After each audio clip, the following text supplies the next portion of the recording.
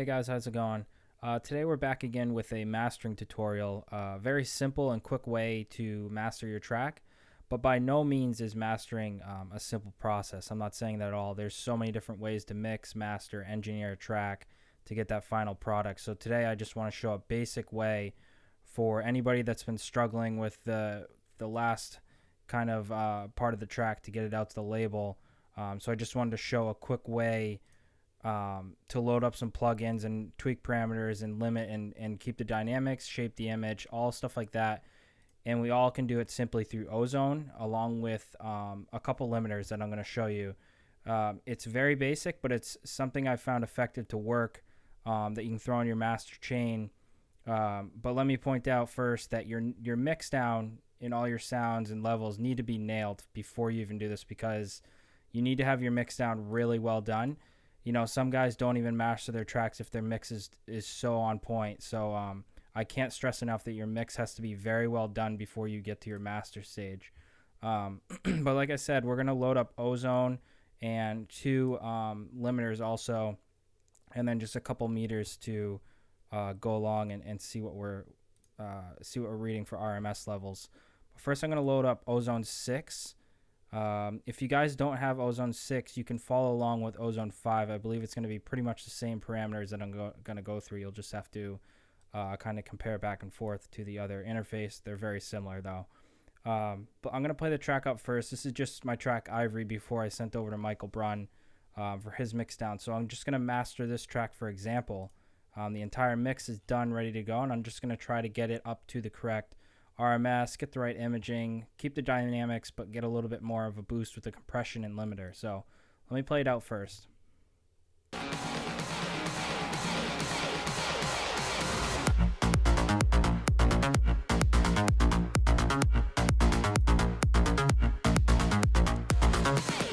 So yeah, that's Ivory. That's with nothing on the master.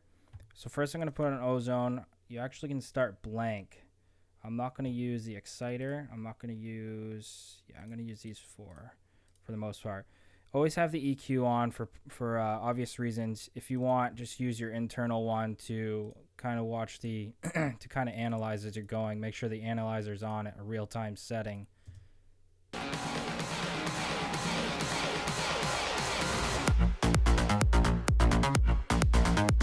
All right, so I got that on. But the EQ I'm going to leave for now. You guys can just leave the parameters as is. This is always something I do at the very end. Any EQing, very subtle dip of the low or whatever I need to do. The dynamics I'm going to start with. The best part of the dynamics in Ozone, which Waves has one and a couple other companies have this, is you can split the bands up and compress per band or per section, 2K to 10K. 140 to 2K and so on. First I'm going to start with the lower band here, and this will take a minute because I have to listen back and forth while I'm tweaking. So this is all going to be trial and error with your specific song too. So the settings I'm doing are going to be per Ivory for this song, but you guys can basically take the same idea and shape it around your song, but you'll just have to tweak stuff here and there because your song is mixed differently. Let me pull up. Okay, so we got this lower band. Let me play it out.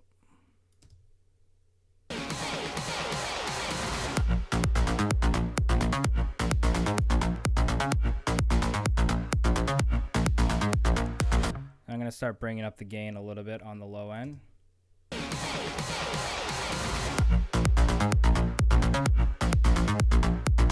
You can see I'm getting a little bit of a reading here. I'm going to pull it down even more.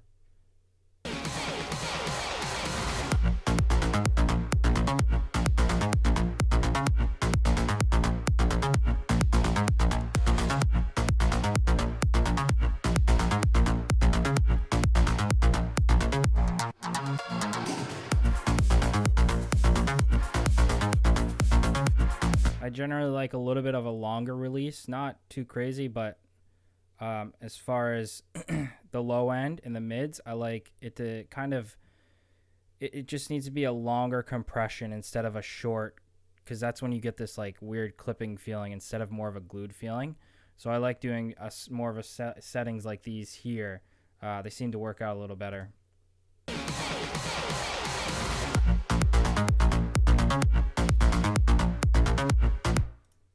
Now we'll go to the mid section here.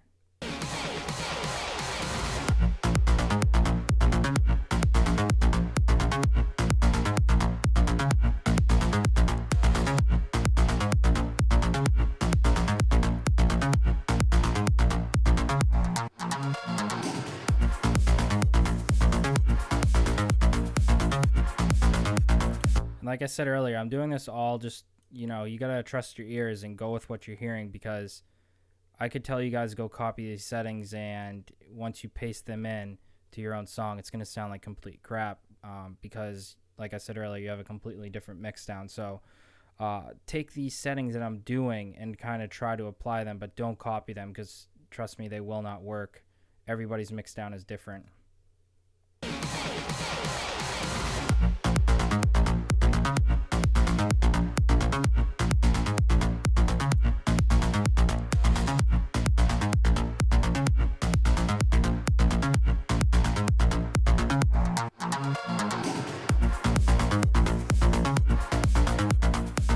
So you guys can see I'm going to bypass what I've done on and off so far, and you can feel the fatness in the mid-lows that is coming through when this is on. So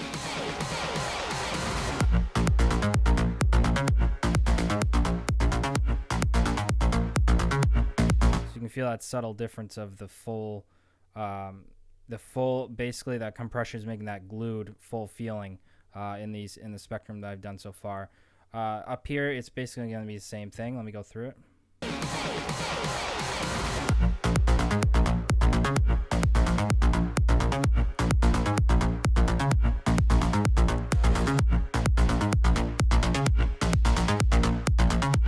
you can start to hear everything in the spectrum to comes to life a little bit.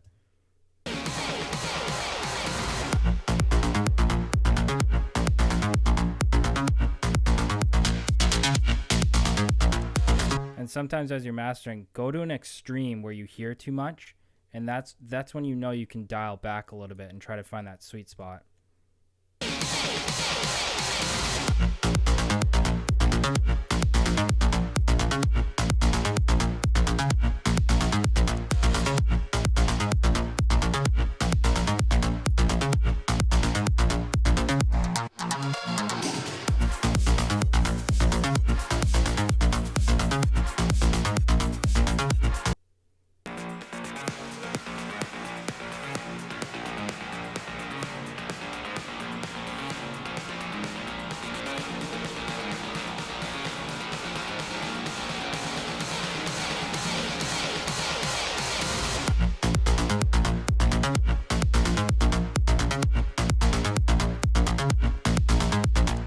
Start to hear the basically the noise. I have a noise layer inside the bass that's coming to life here in the 10K. It's kind of the idea I'm doing with the compression here, bringing it up 2 dB to make that shine a little bit, just subtle.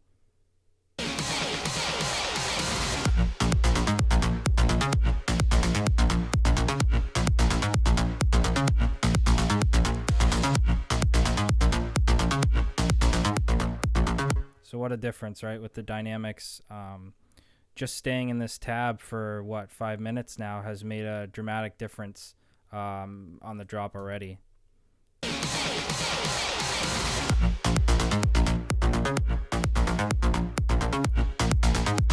It just comes to life big time. So yeah, like I said, a little bit, 5-10 minutes. Take your time with it, because your track, like I said, is different. But try this out, compressing and limiting these few bands, and you can really bring certain elements in the track to life. So that's kind of it for this section. I could go on this for another half hour or an hour, but for time's sake, let's hop over to the imager. Generally what I do here, which I've showed in other videos and all my walkthroughs, I bring the lower band completely down to mono, and I just start from here and go all the way right until I feel a tighter image and tighter bass response, until I find that sweet spot. This is basically just going to make anything in this purple completely mono, because I've slammed it down to -100.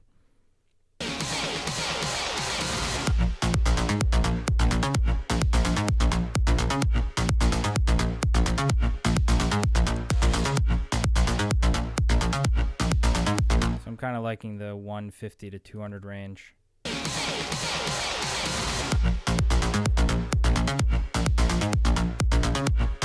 can hear how the bass, just listen left and right, how you're hearing a little bit of muddiness without it. But when you make it a little bit tighter, the bass and the kicks coming through a lot cleaner.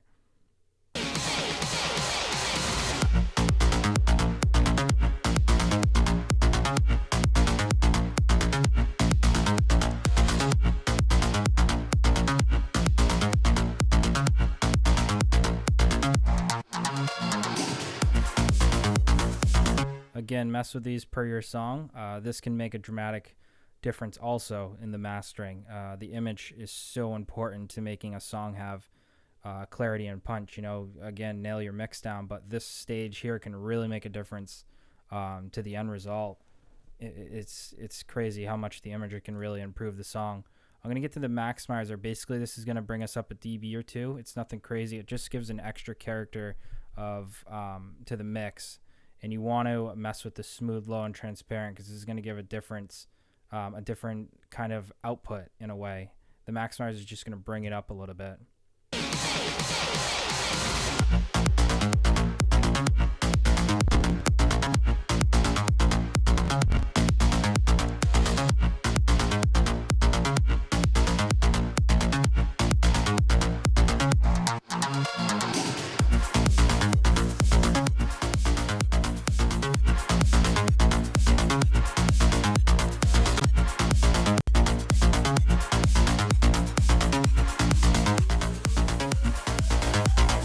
You can see how I gained a little bit of dB or so just from this. So this is great too. As long as I'm not getting distorting, I start to do the maximizer at the end here.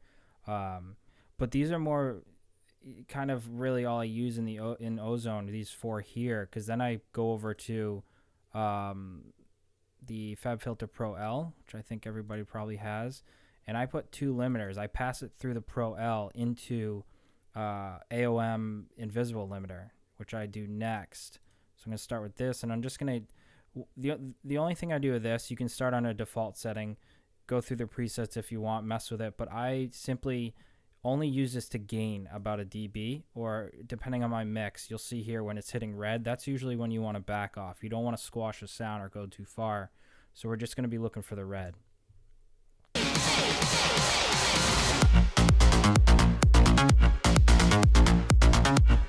So yeah, you can see about a dB is all I need there without squashing my sound and ruining everything I just did in Ozone. So then I'll go over to gain a couple more dB over to the AOM invisible limiter here. This one's more transparent. It's really nice. It doesn't do too much damage at all to the song. I just switch this over to 16 and then I do clip.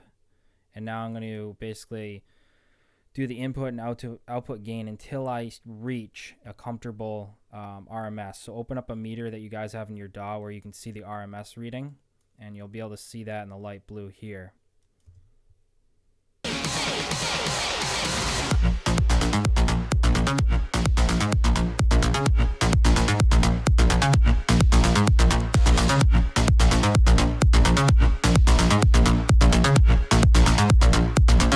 So yeah, I'm literally getting -4, but I'm also clipping a little bit. I know some of you are saying, oh my God, it's red, or you're clipping, or this and that. Well, honestly, to me, that doesn't matter. There's some engineers and some producers that are totally against that, and some that are in love with it. A lot of producers mix in red. It's kind of up to you with taste, and if you can keep it clean and clear while mixing in the red, then you're good to go, right? So don't think too much about that when we're really clipping.